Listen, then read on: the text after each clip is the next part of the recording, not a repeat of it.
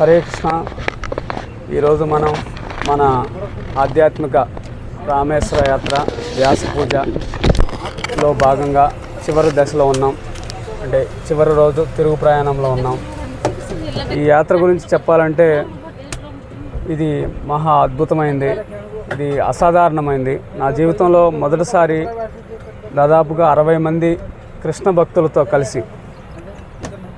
కృష్ణ భక్తులతో కలిసి నేను ప్రయాణం చేయడం జరిగింది.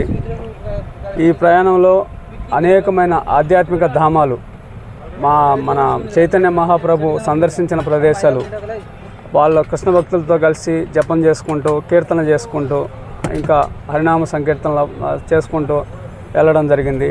ఈ ప్రదేశాల్లో అసలు అలాంటి ప్రదేశాలు ఉన్నాయని కూడా నాకు తెలియని ప్రదేశాలకు నేను వెళ్ళడం జరిగింది. నేను చాలా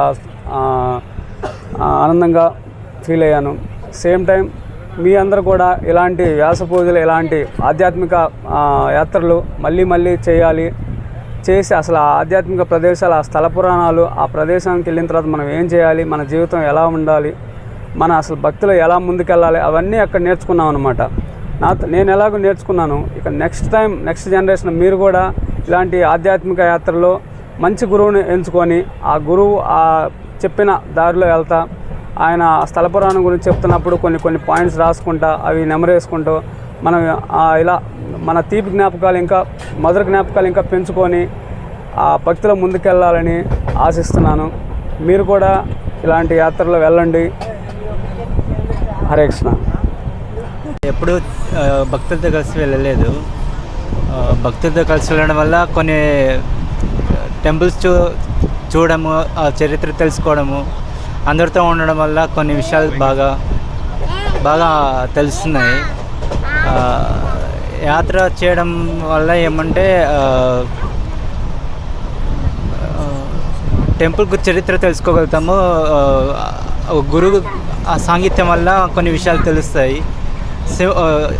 సొంతంగా వెళ్ళడం వల్ల అనుభవాలు తక్కువ ఉంటాయి.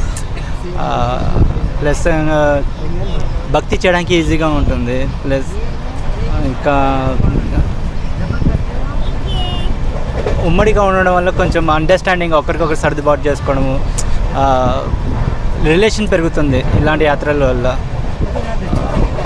ఎవరికైనా ప్రాబ్లమ్స్ ఉన్నా రెక్టిఫై చేసుకోవడానికి ఈజీగా ఉంటుంది. అండర్స్టాండింగ్ బాగా జరుగుతుంది ఇలాంటి యాత్ర వల్ల.